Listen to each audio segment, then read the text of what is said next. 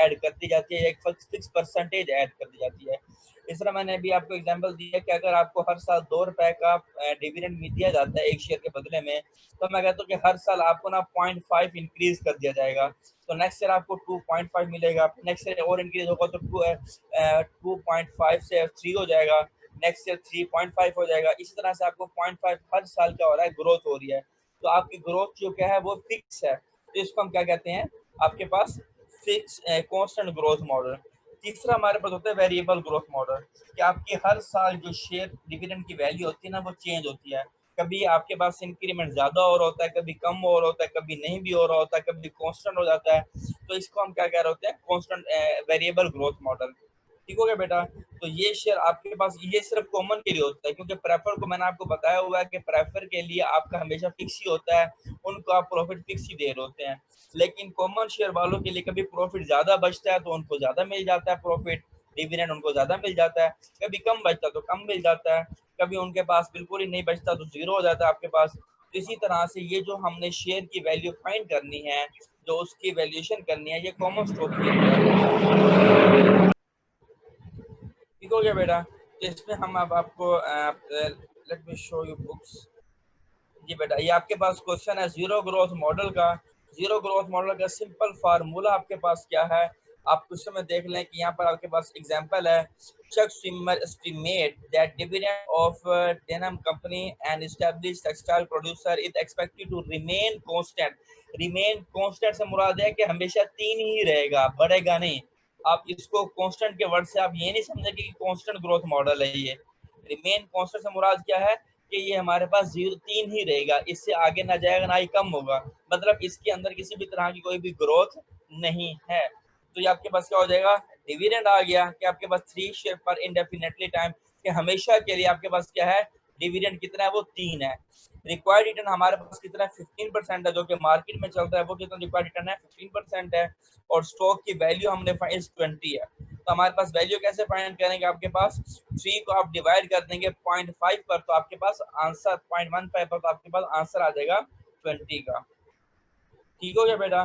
तो zero growth model का formula क्या हुआ आपके पास, आपने क्या करना है, आपने सिंपल डिवाइड कर देना है 3 को, किसके ऊपर डिवाइड करना है, 0.15 पे। आप डिवाइड करेंगे, आपके पास आंसर आ जाएगा कि ऐसी कंपनी जिसका शेयर जीरो ग्रोथ हो, मतलब कि फिक्स हो, चेंज ना हो रहा हो, तो हम उसकी वैल्यू, शेयर की वैल्यू कैसे फाइंड करेंगे, हमने उसकी वैल्यू को, जो शेयर डिविडेंड दिया जा रहा है उस डिविडेंड को रिक्वायर्ड रिटर्न पे डिवाइड कर देंगे, आपके पास आंसर आ जाएगा जीरो ग्रोथ मॉडल का।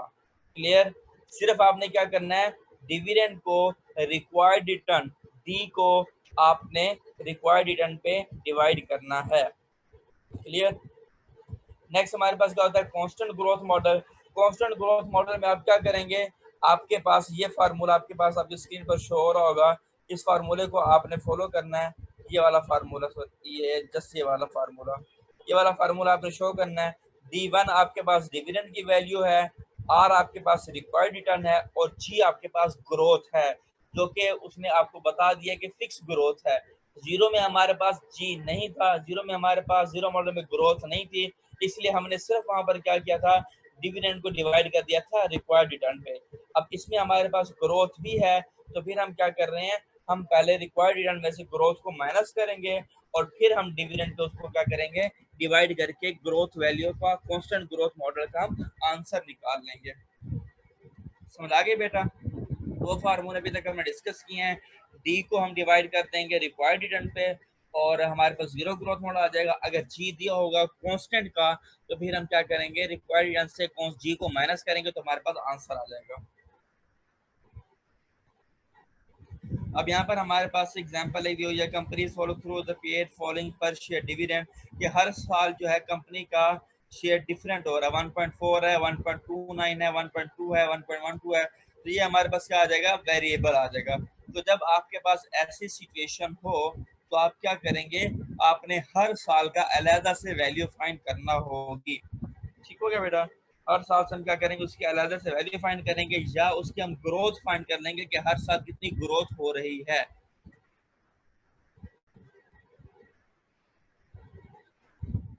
This is variable growth model.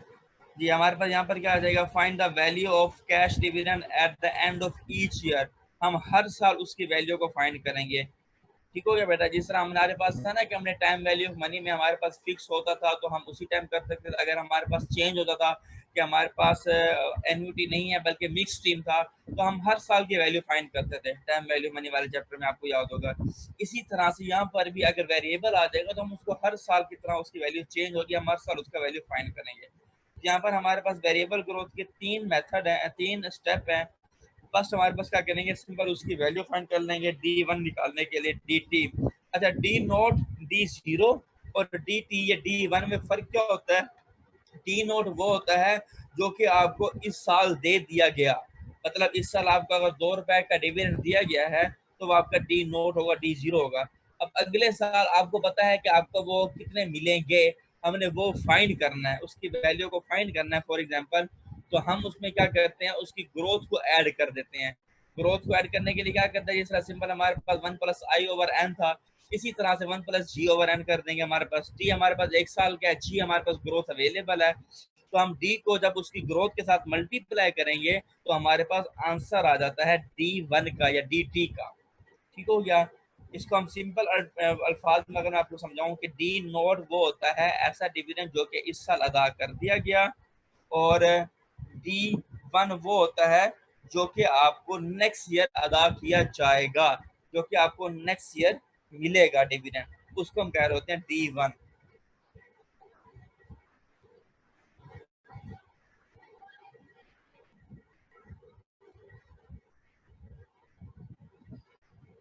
ऐसा रमजान आपको समझ आ गया बेटा कांस्टेंट ग्रोथ मॉडल क्या होता है, कैसे समझाया मैंने आपको?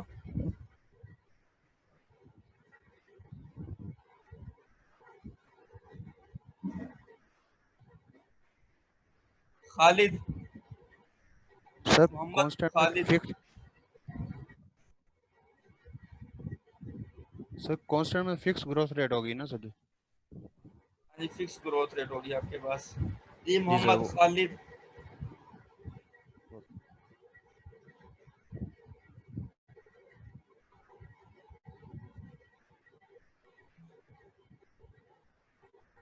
काशिफ,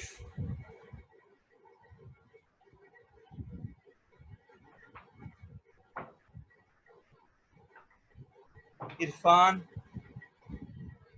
जी सर। ये बेटा कांस्टेंट ग्रोथ मॉडल क्या होता है?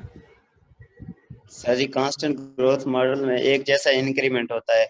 पर शेयर हमें अगर ₹1 इंटरेस्ट मिल रहा है तो उसमें हम 0.5 ऐड कर रहे हैं, तो हर साल 0.5 ऐड ही करेंगे। इससे ज्यादा इंक्रीमेंट भी नहीं हो सकता और डिक्रीमेंट भी नहीं हो सकता।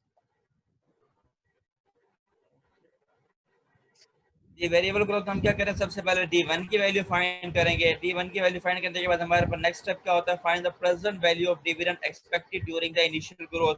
हम उसकी प्रेजेंट वैल्यू को फाइंड करते हैं कि हमारे पास प्रेजेंट वैल्यू उसकी क्या है। ठीक हो गया बेटा। प्रेजेंट वैल्यू को फाइंड करने के बाद define the value of stock at the end of the initial growth period, कि हमारे पास आखिर में जाकर, ग्रोथ पीरियड के आखिर में जाकर कितनी उसकी वैल्यू होगी, तो वो फाइंड करते हैं। ये मैं आपको भी न्यूमेरिकल में बता देता हूँ कि आपने उसको कैसे वैल्यू फाइंड करनी है वेरिएबल ग्रोथ का। ये इसकी एग्जांपल आपको दी भी हुई है। एंड 2013 में हमारे पास, 2014 में और 2015 में हमारे पास ये वैल्यू आपके पास आंसर दिए हुए हैं। तो आपके पास टेबल 7.3 है, सामने शो हो रहा होगा स्क्रीन पर आपको। The value of dividend in the next of each calculated column 1 2 3। अब आपके पास कॉलम 1 2 और 3 में उसकी डिविडेंड की वैल्यू को फाइंड किया गया है। ठीक हो गया। आपके पास डी नोट की वैल्यू कितनी है, 1.5 है। ठीक हो गया। अब उसकी हमने ग्रोथ फाइंड की, जो कांस्टेंट ग्रोथ थी हमने उसको वैल्यू से मल्टीप्लाई किया, तो वो हमारे पास चेंज है हर साल की ग्रोथ। तो हमने क्या किया, उसको उसकी ग्रोथ से मल्टीप्लाई करने के बाद हमारे पास वैल्यू क्या आ जाती है, 1.1 1.21 1.33। ये हमारे पास उसकी आ जाएगी, ग्रोथ वैल्यू आ जाएगी। इसी तरह से हम फिर क्या करेंगे, वन कॉलम को 2 के साथ मल्टीप्लाई करेंगे तो हमारे पास क्या आ जाएगा, DT आ जाएगा, कि हमारे पास आज की वैल्यू कितनी है।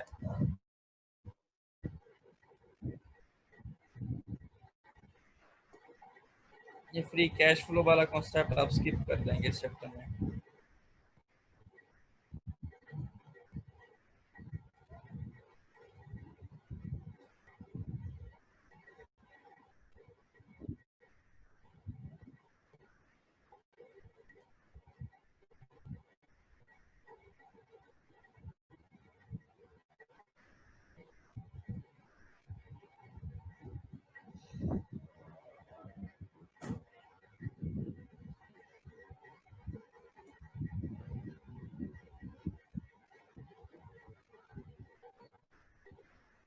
ये बेटा बस यही है आपके पास। इस पूरे चैप्टर के अंदर हमारे पास कुछ शेयर की डिटेल है जो मैंने आपको थ्योरी थोड़ी पढ़ाई है, और आपके पास यही मॉडल है। इस मॉडल के थ्रू हम उसकी वैल्यू को फाइंड कर लेते हैं। यहाँ पर हमारे पास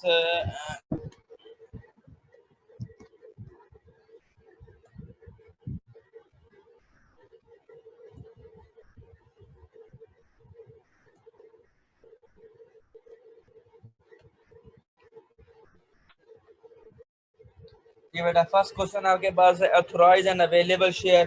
मैंने आपको डिटेल बताया था लास्ट लेक्चर में ऑथराइज शेयर क्या होते हैं, अवेलेबल क्या होते हैं, इशूड शेयर क्या होते हैं और आउटस्टैंडिंग शेयर क्या होते हैं।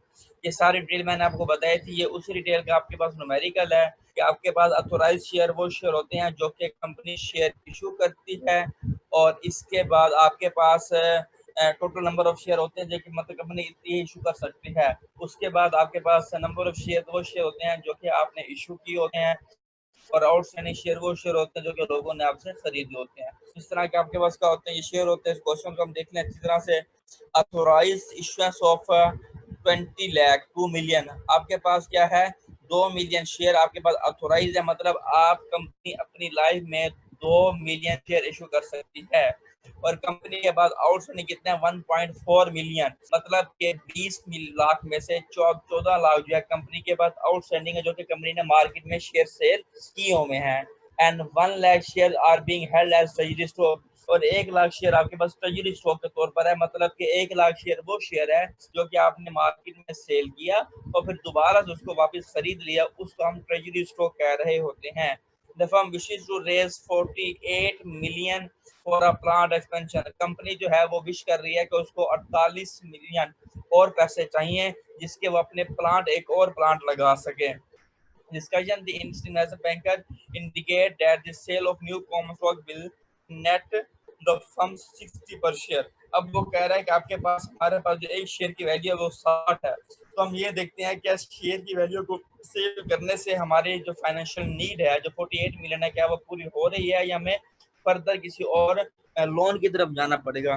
तो हमारे पास फर्स्ट रिक्वायरमेंट क्या है, what is the minimum number of new shares of common stock that the firms can sell without receiving further authorisation, कि हम कितने minimum number of share issue कर सकते हैं। तो आपके पास 14 लाख शेयर आपने इशू किए हुए थे, बाकी आपके पास 6 लाख शेयर थे, और 1 लाख शेयर आपके पास कॉमन ट्रेजरी स्टॉक के, तो मतलब आपके पास 7 लाख टोटल शेयर हैं इस टाइम अवेलेबल है।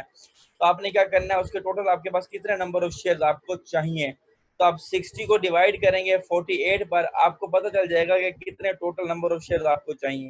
इस तरह यहाँ पर आपके पास स्कीम में भी आपके पास सामने अवेलेबल होगा।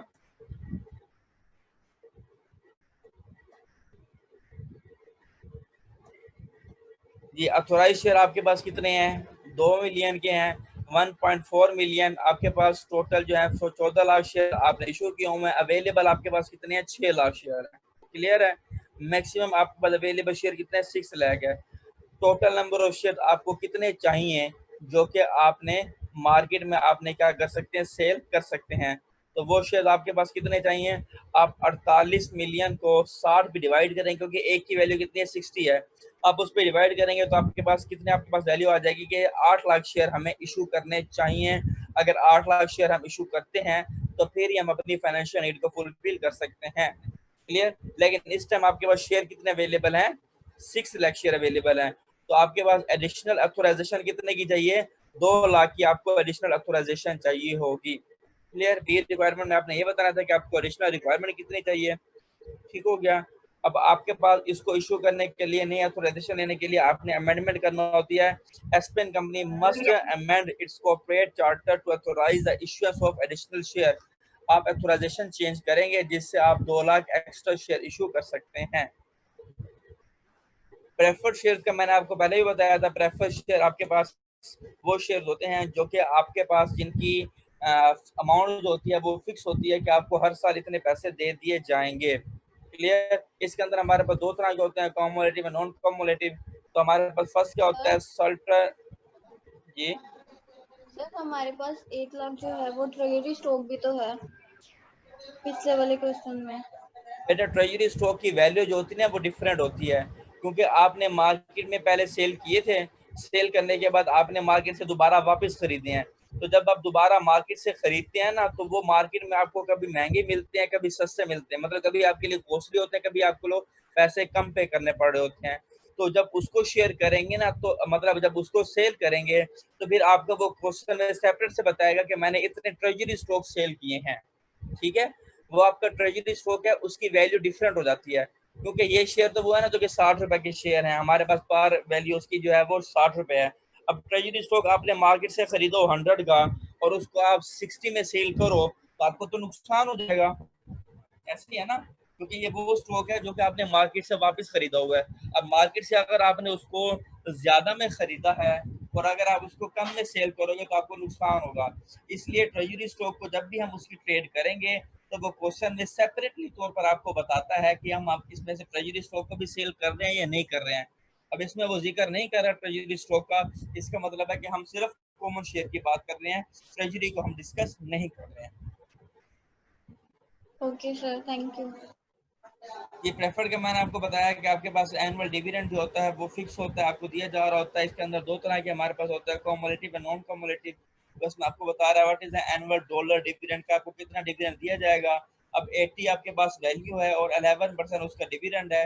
अब 80 का 11% अगर आप ले लें तो आपके पास वो 8.8 आ जाता है, तो वो आप उसका आंसर आपके पास 8.8 होगा ए का। और क्वार्टर की बात कर रहा है तो हम उसको 4 पे डिवाइड कर देंगे, तो हमारे पास 4 पे जब डिवाइड करेंगे तो वो 2.2 हो जाएगा। ऐसे ही है ना, जब क्वार्टर क्या करते होते हैं 4 पे डिवाइड कर देते हैं। नेक्स्ट हमारे पास क्या है, the preferred stock is non cumulative. अगर वो नॉन कम्युलेटिव होगा और वो कह रहा है 3 क्वार्टर्स हमने पे नहीं किया हुआ, तो फिर हम कितना पे करेंगे, तो आप उसको सिंपल यही बताएंगे कि हम उसको 2.2 ही पे करेंगे, क्योंकि नॉन कम्युलेटिव है, हम इसको जमा नहीं कर रहे हैं। हाँ, अगर कम्युलेटिव होता जिस तरह सी में वो कह रहा है कि कम्युलेटिव है, तो जितने क्वार्टर का हमने डिविडेंड पे नहीं किया, हम उनको हर क्वार्टर का पे करेंगे। 3 क्वार्टर गुजर चुके हैं, तो 2.2 को हम 3 से मल्टीप्लाई करेंगे तो 6.6 हो जाएगा, तो वो हम सारे क्वार्टर पे करेंगे। ई में भी आप इसको देख लें, 8.8 आपके पास पर ईयर का डिविडेंड है और हमने क्वार्टर डिवाइड किया तो हमारे पास 2.2 का आ गया। बी में हम 2.2 ही पे करेंगे, क्योंकि हमारे पास लास्ट डिविडेंड जो है वो यही होता है। नॉन कम्युलेटिव में हम पिछले 3 क्वार्टर का डिविडेंड पे नहीं करेंगे, कम्युलेटिव में हम पे करेंगे, इसलिए हम क्या कर रहे हैं 8.8, मतलब कि चारों क्वार्टर के हम अमाउंट पे कर रहे हैं। ठीक हो गया बेटा, ये 2 क्वेश्चन हो गए आपके। अभी आपने खुद बता देना कि कॉमुलेटिव हो तो कितना पे करेंगे और नॉन कॉमुलेटिव हो तो कितना पे करेंगे, ये आपने खुद मुझे बताना है। 7.3 भी आपने करना है। 7.4 को स्किप कर दो, 7.5 पर आ जाओ। जीरो ग्रोथ मॉडल मैंने अभी बताया कि आपने कैसे फाइंड करना है। आपने जस्ट डिविडेंड को उसके रिक्वायर्ड रिटर्न पे आप डिवाइड करेंगे, आपके पास डिविडेंड की वैल्यू आ जाएगी, कॉमन स्टॉक के डिविडेंड की वैल्यू आपके पास आ जाएगी। हमने प्रेफर को डिस्कस कर लिया, अब हम कॉमन की तरफ आ गए हैं। इसके हमारे पास सबसे पहले क्या है, जीरो ग्रोथ मॉडल है। ये आपको क्वेश्चन में बताया नहीं जाएगा, लेकिन आपको क्वेश्चन पढ़कर खुद समझना पड़ेगा। जी, हमारे पास शेयर की वैल्यू कितनी है, the firm most recent common dividend was 2.4। हमने डिविडेंड कितना दिया, 2.4 दिया है, ठीक हो गया। अब वो कह रहा है इसकी मैच्योरिटी हमारे पास स्टेबल है, अर्निंग एज एक्सेट्रा है। हमारे पास फर्स्ट रिक्वायरमेंट क्या है, if the required is 12%, what will be the value of spot of common stock. तो आप क्या करेंगे, डिविडेंड को किस पे डिवाइड करेंगे, रिक्वायर्ड रिटर्न पे। तो 2.4 को आपने 12 पे डिवाइड करना है, 12% पे डिवाइड करेंगे, आपके पास डिविडेंड की वैल्यू आ जाएगी। क्लियर है। नेक्स्ट में कह रहा है कि अगर आपका रिक्वायर्ड रिटर्न 20 हो तो फिर डिविडेंड की वैल्यू कितनी होगी, तो वो भी आपने बता देना है। लेट मी शो यू इनकी, ये आप देख लें बेटा। 7.5 में आपके पास ग्रोथ मॉडल में ये 6 है, सॉरी 2.4 को आपने डिवाइड किया 12% पे, आपके पास वैल्यू आ जाती है 20। ठीक हो गया। फिर 2.4 को आपने 20 पे डिवाइड किया तो आपके पास आंसर आ जाता है 12। ठीक हो गया। अब आप ये कहेंगे, वो सी में पूछ रहा है कि इसमें फर्क क्या आया और क्यों आया, तो आप ये कहेंगे एज पर रिस्क इंक्रीज, क्योंकि 20% रिक्वायर्ड रिटर्न ज्यादा है आपके पास, रिस्क जैसे भी इंक्रीज होता है आपका रिक्वायर्ड रिटर्न आपके पास इंक्रीज चला जाता है और आपकी प्राइस जो होती है वो कम हो जाती है।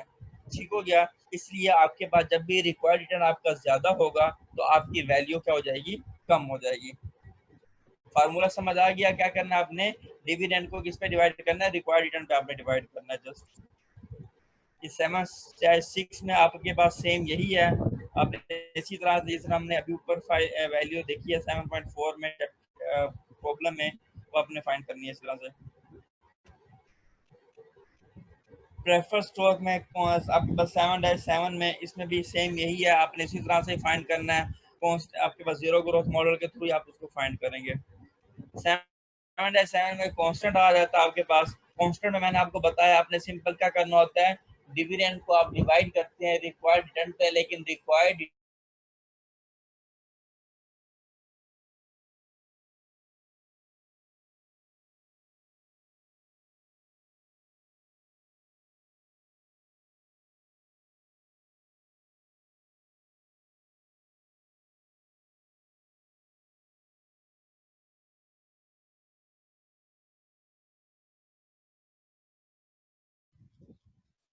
सर आवाज नहीं आ रही सर।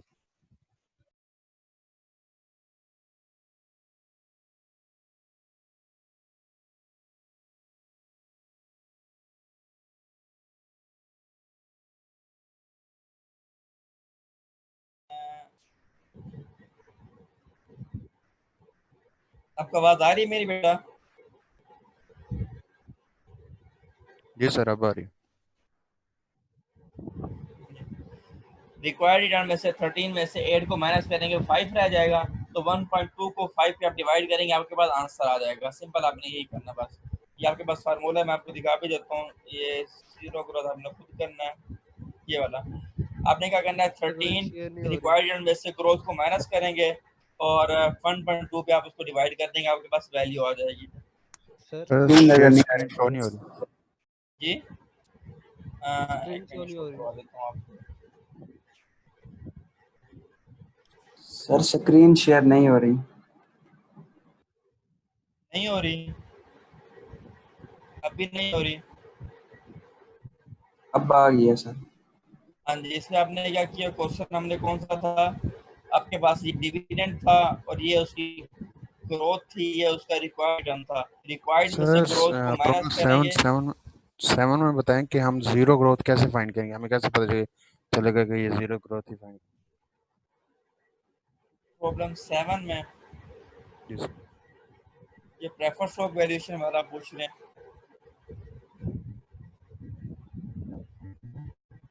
Yes sir. ये आपके पास देखो बेटा, इसमें आपके पास the preferred issue has an 80 par value and pays an annual dividend. Dividend कितना, 6.4 आपके पास। Similar prefer stock are currently earning 9.3 annual rate of return. आपके पास रेट ऑफ रिटर्न कितना है, 9.3 आपके पास है। तो इसको आपने सिंपल क्या करना होगा, 6.4 को आप उस पर क्या करेंगे, डिवाइड कर देंगे, 9.3 के ऊपर डिवाइड करेंगे, आपके पास आंसर आ जाएगा प्रेफर स्टॉक का। बस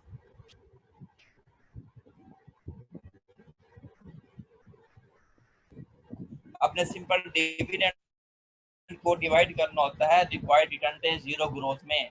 डिविडेंड को रिक्वायर्ड रिटर्न पे आप डिवाइड करेंगे, आपके पास आंसर आ जाएगा। इसी तरह से आपके पास अब कांस्टेंट में ग्रोथ आ जाती है, तो फिर आप उसको डिवाइड करने से पहले ग्रोथ को माइनस कर देते हैं, तो फिर आप डिवाइड कर देते हैं। जिस तरह यहाँ पर क्वेश्चन में आपको शो होगा 1.2 डिविडेंड की वैल्यू है, ग्रोथ कितना 8 है और रिक्वायर्ड रिटर्न 13 है। तो 13 में से पहले आप ग्रोथ को माइनस करेंगे, 8 को माइनस करेंगे, 5 बच जाएगा। तो 1.2 का 5 पे डिवाइड करेंगे, आपके पास आंसर आ जाएगा। ये वैल्यू आपके पास है 13 माइनस 8, 5 रह गया, तो फिर आपने 1.2 पे डिवाइड किया, आपके पास आंसर आ जाएगा 24 का। इसी तरह से आपने बी सी डी ई भी करना है। नेक्स्ट 7 डैश आपके पास बुक में वो 9 है और इसमें 10 है मैनुअल में। 9 भी और वो भी कांस्टेंट ग्रोथ है, सेम ही है। 10 भी कांस्टेंट ग्रोथ है, सेम ही है। ये 10 तक आपने क्वेश्चन करने हैं। सिर्फ मैंने एक क्वेश्चन स्किप करवाया है, 3 आई थिंक 3 या 4। बाकी ये 10 तक आप लोगों ने क्वेश्चन करने हैं बेटा, ठीक है। कल हम वेरिएबल वाला करने के बाद हम इसका फाइनल जो होगा टच करके ना इस चैप्टर को क्लोज कर देंगे हम।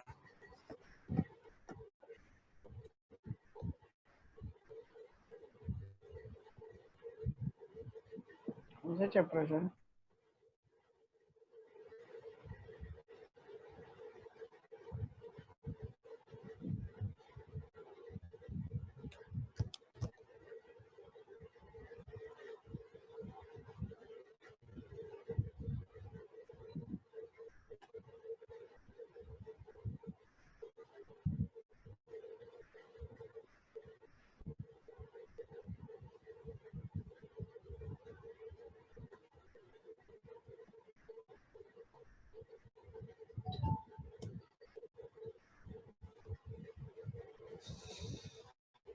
आपको बेटा मार्क्स पता चल गया एफएम के आपको? No sir. एफएम में मार्क्स आपके अनएक्सपेक्टेडली बहुत अच्छे आए हैं सबके ही। सर बता दे सर। ये अब आपने बाहमी मशवरे से किया था, आई थिंक सो 5-5 लड़के एक ही उसमें बैठ गए थे आपके किसी भी एक रूम में, और गर्ल्स लगते हैं एक रूम में बैठ गई थी, क्योंकि बॉयज़ की जो मिस्टेक है वो सबकी एक ही मिस्टेक है, और जो गर्ल्स की मिस्टेक है वो भी सबकी एक ही मिस्टेक है, किसी भी की भी कोई मिस्टेक में थोड़ा सा भी फर्क नहीं है।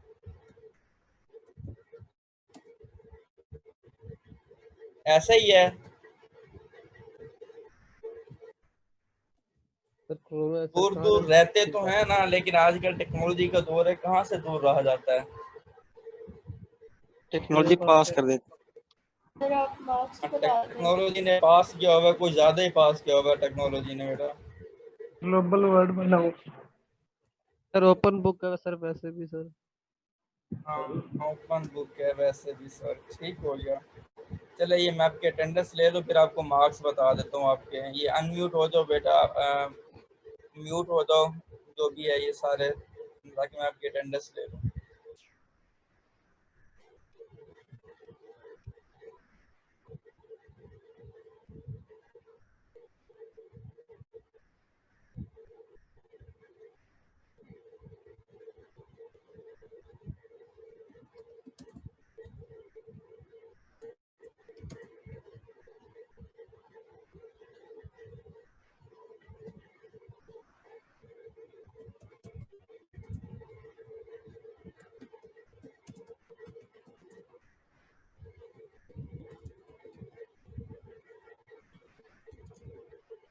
ये बच्चे जो बिल्कुल ही नहीं आते हैं, सिर्फ पेपर में ही नजर आए हैं, तो ऐसे बच्चों का बेटा उनको कह दो कि आप मुश्किल से ही पास होंगे, बेशक आपके मार्क्स इतने मर्जी आ जाए। सर कुछ का इंटरनेट इशू भी है सर, वो मतलब पेपर्स के दिनों में सिटी में आए थे, वरना तो वहीं पे होते हैं, उनका इंटरनेट नहीं आता सर। पेपर्स के डे में तो आ गया था, अब लेक्चर के दिनों में क्यों नहीं आ सकता? सर वो तो आउट ऑफ सिटी, चलो एक दो दिन के लिए बंदा आया था सर, घर तो उनका उस एरिया में तो अपने घर ही रहेंगे।